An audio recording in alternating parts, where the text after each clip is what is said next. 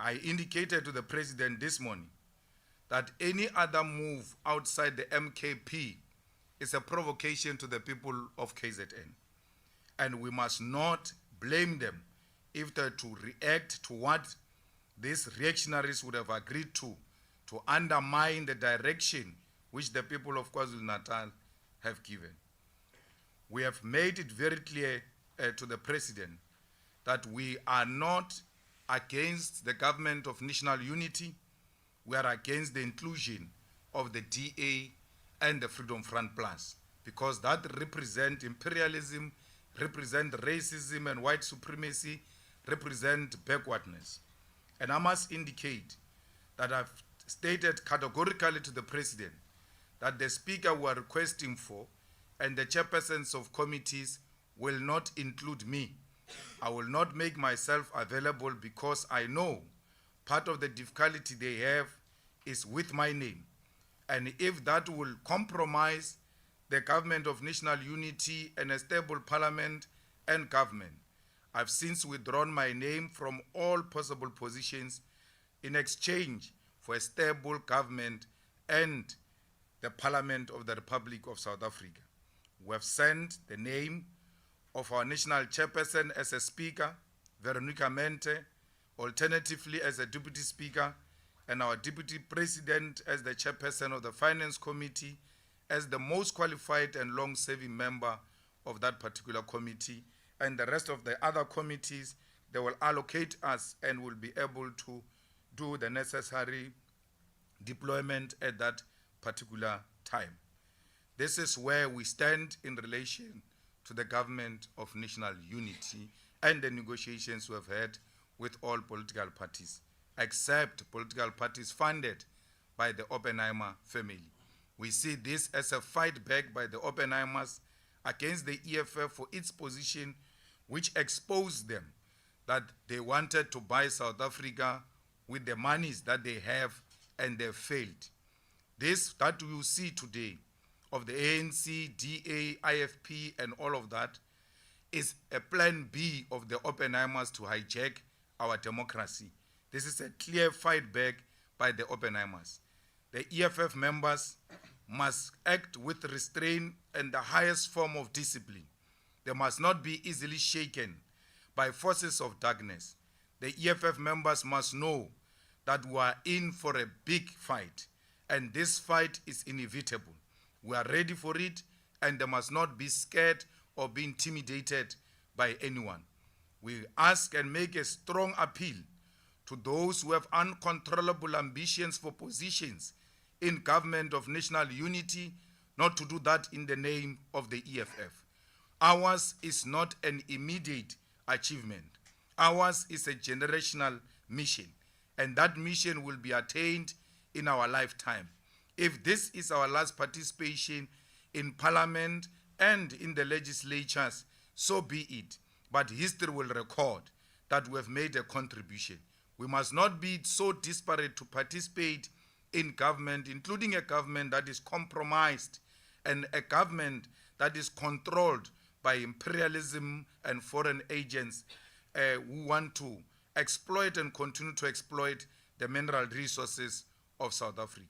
All those who are now having uncontrollable ambition for power and are advised by those who have always opposed the EFF should ask themselves as to what interest do these people now represent when they speak like they want the EFF, when they've not, for a very long time, did not support the EFF.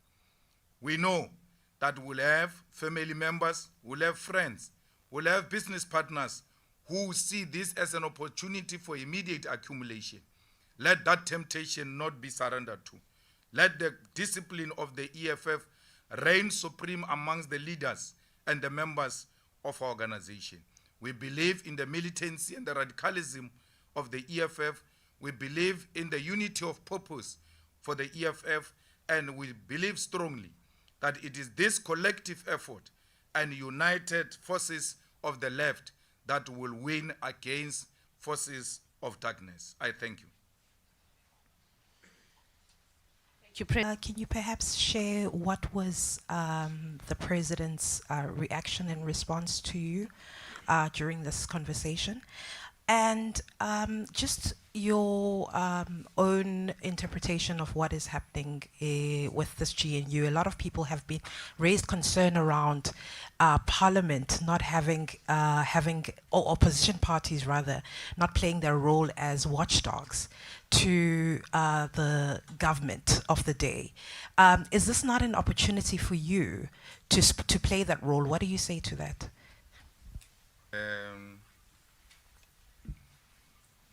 Well, my discussion with the president were cordial, and he appreciated the EFF's offer and said that it shouldn't be very difficult for them to come back to us with a clear, definite answer. So after the NEC, I'm going to have a meeting again with the president to have a final detail of what is the agreement. And we see that as a role that we're elected to play. We're not elected to be government, that's why we don't have a majority. But if we play any role in parliament, that's what we're elected to do. We are members of parliament, we can be chairpersons of parliament, we can be speaker of parliament. It's a responsibility which the electorate said, go and execute. So playing an oversight will not necessarily only mean that you must be in opposition and without any single position in the legislature or parliament. We remain in opposition in positions of committees, in positions of deputy speaker or a speaker. And that even makes that committee to be more effective, because departments are no longer going to go there knowing very well that they're going to enjoy the protection of the chairperson. So that will give the EFF the most efficient and effective way of holding the executive accountable. And that's why we think there is no contradiction in doing that. The interpretation I've given to you, it's a plan B. The first plan was to buy South Africa through the funding of political parties. That's why there is a party change which was given more than 30 million. It ended up not participating in the election. Then Rise Mzansi and all kinds which are funded by these institutions, which have got control over the research institute, which have got control over the media. South Africans are going to become more and more wiser, and they've demonstrated during these elections that they cannot be bought. They rejected millions. The Oppenheimers were dishing out money unashamedly. When we say Oppenheimers, we mean all of those people. Oppenheimer is a representative of those multimillionaire families of the Ruperts and the Minels and all of them, who have been pumping money to try and manipulate the political landscape in South Africa, and that has successfully failed. So what do? We retreat back to our traditional political parties and then unite them. The IFP is not an organization outside the Oppenheimers. It was formed by them. Who in his rightful mind will give Tlhabisa 20 million? Because he can't even speak to that 20 million himself. So why would someone say, yes, 20 million to Tlhabisa? To do what with it? Tlhabisa was given 20 million and then he was pushed out of the campaign. The campaign was run by the chairperson and the premier candidate of the IFP in KZN. I found Tlhabisa campaigning in Malamulele. I'm like, what is he doing in Malamulele? That's how much was pushed out of the campaign. But the money was put inside the IFP, because the IFP is an entity of the Oppenheimer family. You have all seen at the Prince Mangosuthu Buthelez's funeral, where no less than 4 members of the Oppenheimer family are in attendance. There is a video of them greeting President Ramaphosa at Prince Mangosuthu Buthelez's funeral. The Oppenheimers did not go to Mandela's family. They were not a factor in Mandela's family, a funeral. The Oppenheimers did not go to Obama's lecture in Johannesburg about Mandela, that memorial, what. They were not playing any role. But in the Prince Mangosuthu Buthelez's funeral, they played a prominent role. Why? The Oppenheimers wanted Prince Mangosuthu Buthelezi to be the first black president of South Africa. They never believed in the ANC and Nelson Mandela. That's why when Nelson Mandela's first meetings outside South Africa, he was asked by Britain as to what is going to be the role of Prince Mangosuthu Buthelezi in your cabinet when you win the elections. So Prince Mangosuthu Buthelezi and the IFP have always been the project of the Oppenheimer family. The DA, it goes without saying. They control it. Now, they've got hold on the president of the ANC, and the situation demand that they must all come together. The DA complained, have been supported the impeachment of the president. The DA complained about Paul Mashatile. The DA complained about all the corrupt people. All of a sudden, they've got nothing to say about those people. That is an indication that someone came to take out the brain and said, we're moving this direction and we don't want to be questioned. Why would all of a sudden the DA see holy and good leadership in the ANC when they've not throughout the years? Is because when the numbers put together, the Oppenheimers see that they will still continue to be in charge. So the ANC played with an opportunity to isolate imperialist forces and the white monopoly capital in South Africa.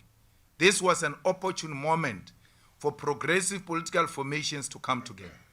The president says to me, we cannot form the GNU without a DA because we want a non-racial GNU. I asked him a question.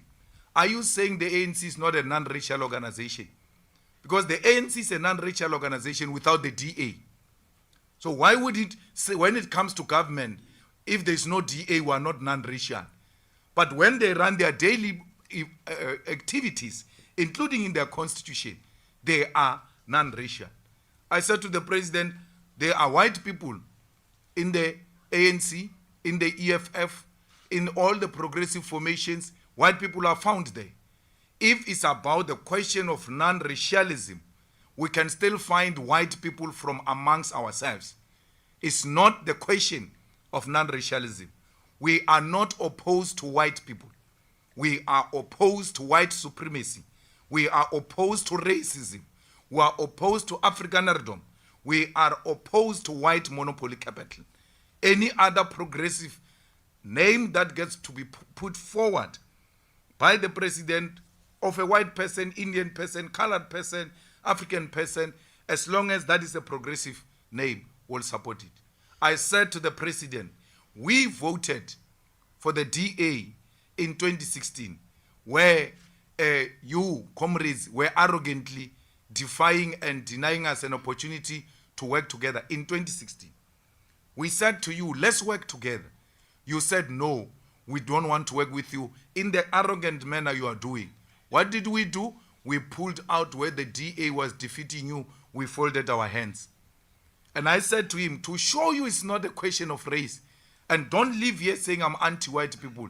In 2016, we refused to participate in municipalities with the DA led by a black person.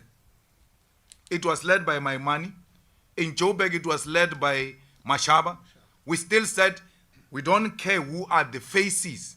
This organization is a tool for imperialism and for white monopoly capital. So it's not about color. It's about the party that represents backwardness, a party that is a racist organization, a party like Freedom Front that says part of its conditions to go into a coalition is that we must declare Orania as a white Afrikaner land.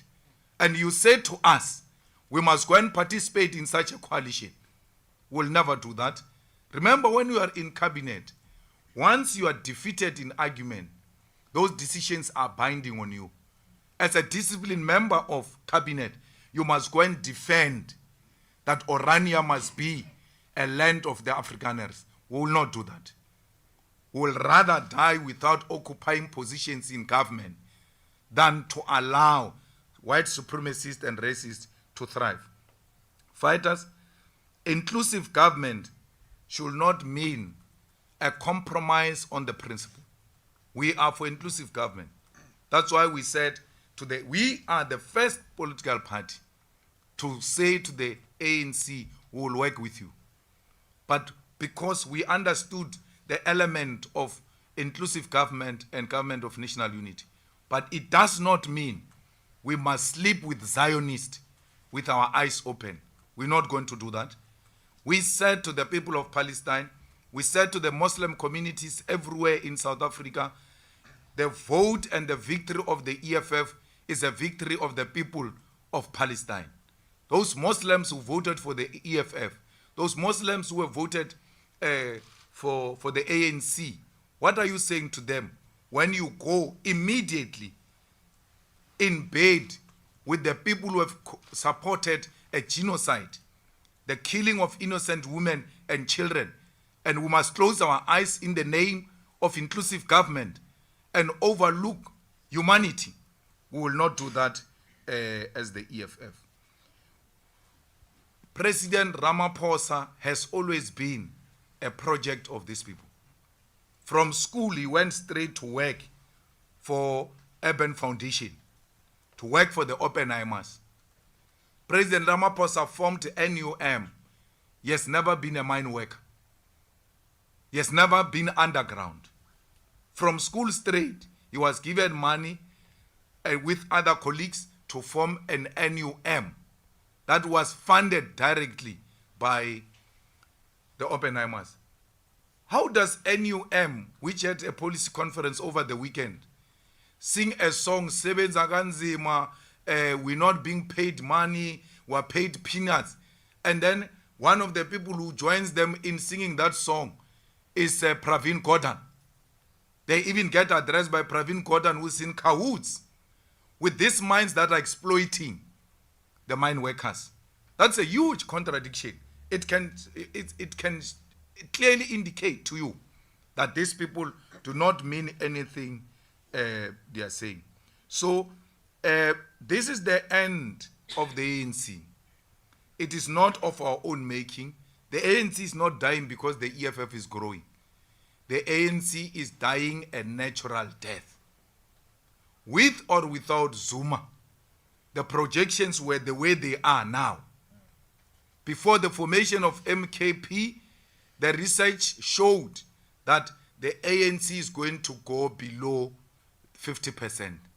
And Mbalula pulled it below 30%. At some point on the board, it went below 40% for real. So this is the end of it.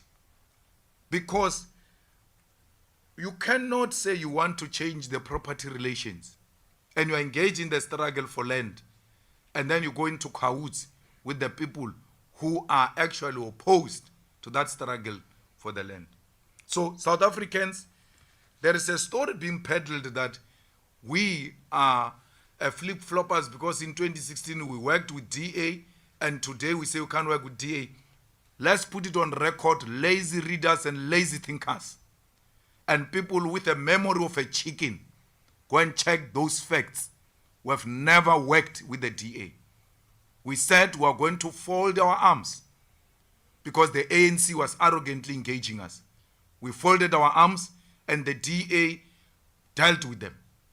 And today you want to now turn the whole thing and say the EFF worked with the DA. We never worked with the DA. We never had an MMC under the DA government. We never had a speaker under the DA government. We never asked that which we're asking from the ANC, from the DA. There's an opportunity for progressive forces to align. When we say progressive forces, the people say you are saying black parties. There are no black parties. We are not a black party. We are a progressive force of the left. We are saying the progressive forces must align. I told the president very clear that maybe sometimes this thing rings nicely in your ear when the DA says we'll work only with the ANC of Ramaphosa. It's not true.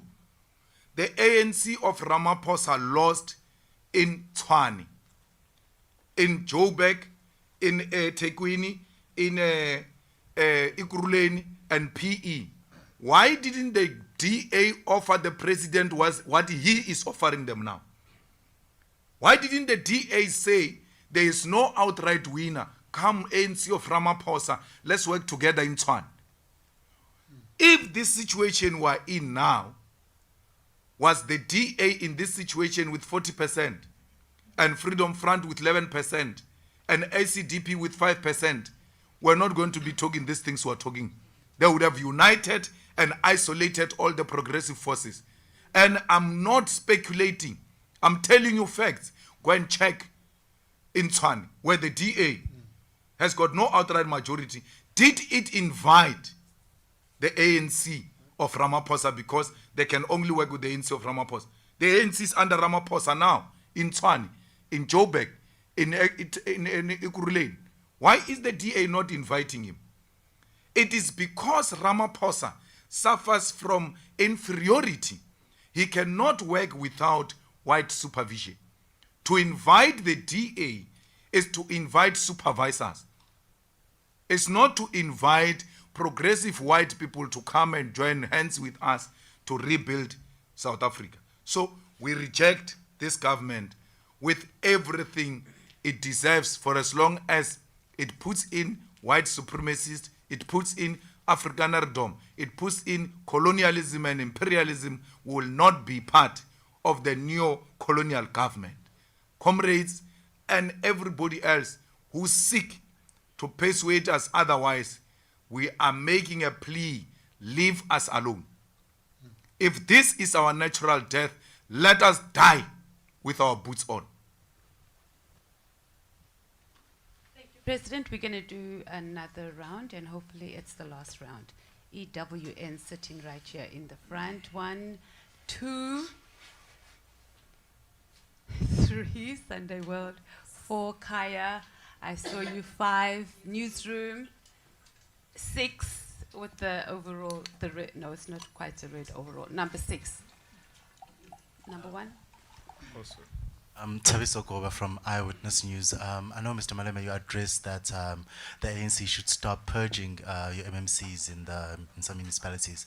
I just want to know, what is the future of your provincial Gauteng chairperson, Kululeko Dunga? Is he going to remain in Ekurhuleni, or is he going to go back to the, or is he going to go to the provincial